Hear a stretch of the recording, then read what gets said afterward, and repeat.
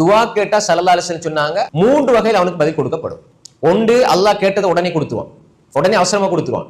அல்லது அல்லாஹு தாலா ஏதோ ஒரு ஹிக்மத், ஏதோ ஒரு காரணத்தினால் அல்லாஹ் அந்த துவா கேட்ட ஒன்றுக்காக அதனுடைய கூலிய மறுமையில அல்லாஹ் பிற்படுத்தி வைப்பான். அது எங்களுக்கு தெரியாது ஏன் அல்லாஹ் பிற்படுத்தி வச்சிருக்கிறான்.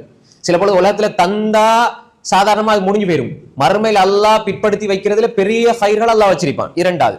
மூன்றாவது, நீங்க கேட்ட துவா நேரடியாக நடக்காவிட்டாலும் உங்களுக்கு வரைந்த ஒரு கெடுதி அல்லாஹ் உங்களை விட்டும் தூரமாக்கி இருப்பான்.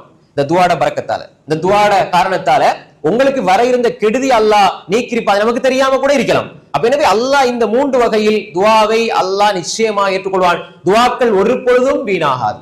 அல்லாஹ்வுக்கு முன்னால் நீங்கள் ஏந்திய கைகள் வெறுமையாக விடப்படாது. அல்லாஹ்வுக்கு முன்னால் வடித்த கண்ணீர் துளிகள் ஒரு பொழுதும் வீணாகாது. அல்லாஹ்வுக்கு முன்னால் நீங்கள் இருந்து கேட்ட ஒரு வார்த்தையையும் அல்லாஹ் செவியேற்காமல், அதற்கு விடை சொல்லாமல் அல்லாஹ் விடவே மாட்டான் என்பதை நாங்க ஆணித்தரமா